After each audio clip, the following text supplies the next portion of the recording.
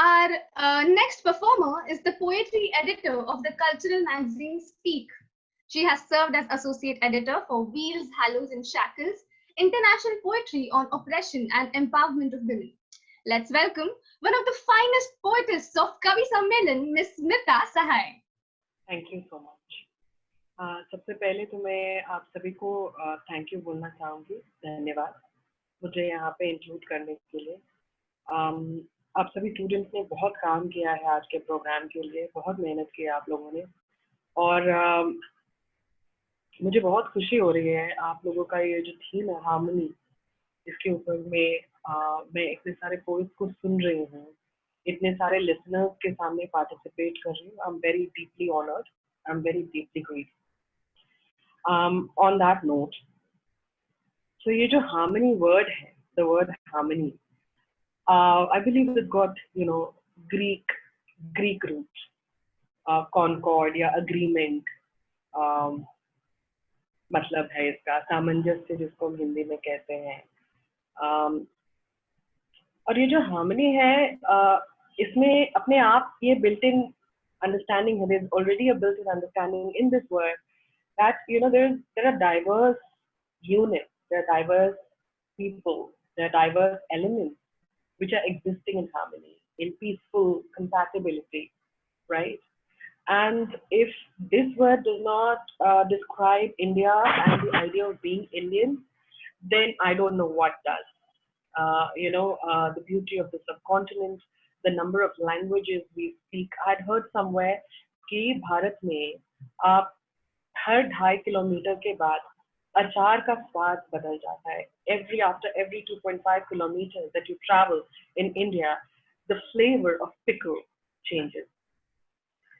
So I believe it's very important for all of us to internalize and feel the love that comes from the idea of harmony. Because it's not just peaceful coexistence, it's not acceptance, it's not tolerance. No, I think harmony goes beyond all of this.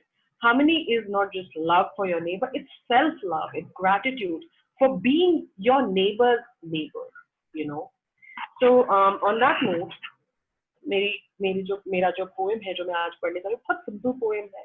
It deals with the idea of home.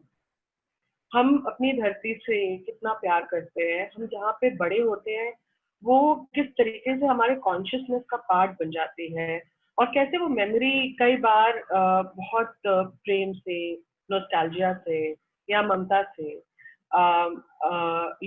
it makes its presence felt. And we are not that same person anymore, we are someone else, we've grown up, and still that feeling of love, of being home. So that is what the poem is about. It's a very simple poem I dedicated to my mother.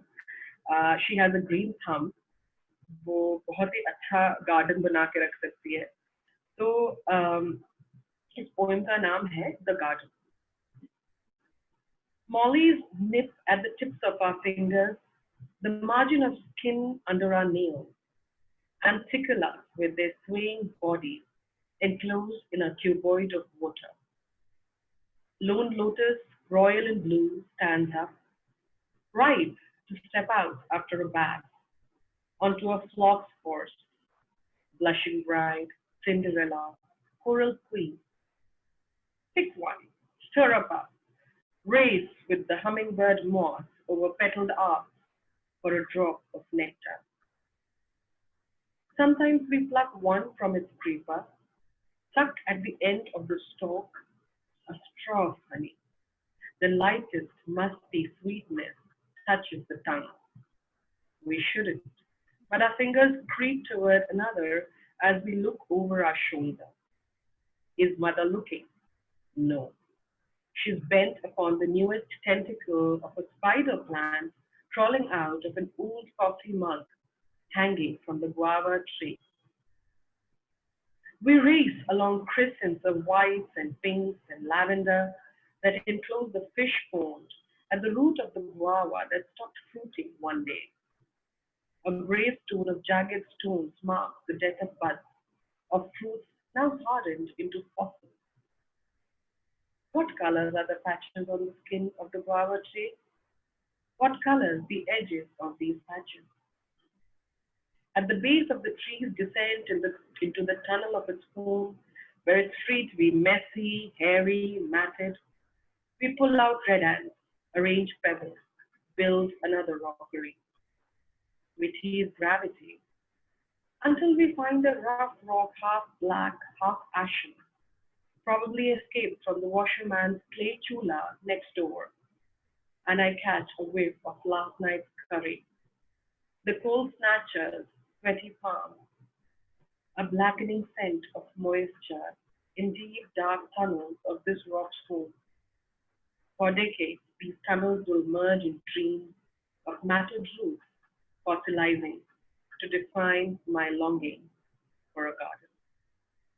Thank you. That was very beautiful. I visualized the garden in front of my eyes. It was that beautiful. So, ma'am, we have noticed that you have a very distinct style of writing your poems. You use a lot of metaphors and you have a layered version of saying out things. So, is that something that you had from the start, or did you build it up gradually? Thank you. That's a huge compliment. That's what every poet hopes to hear. No, it was not something that I set out to do intentionally. But I don't come from a proper literature or creative writing background. So I had to teach myself a lot. I had to find mentors, I had to find books. And perhaps, because I'm so hungry and I end up reading so much, and I thought that there was so much I didn't know, that I just went after a lot of writers and a lot of kinds of poetry. And it's possible that they have kind of permeated into my work. Yeah, that's really wonderful. Actually, when you mentioned that you don't have a literature background, I was shocked and surprised because the way you narrate your poem, the way you have written it, nobody can guess that you do not have a professional background of literature. So beautiful, wonderful. Thank you, ma'am. Thanks.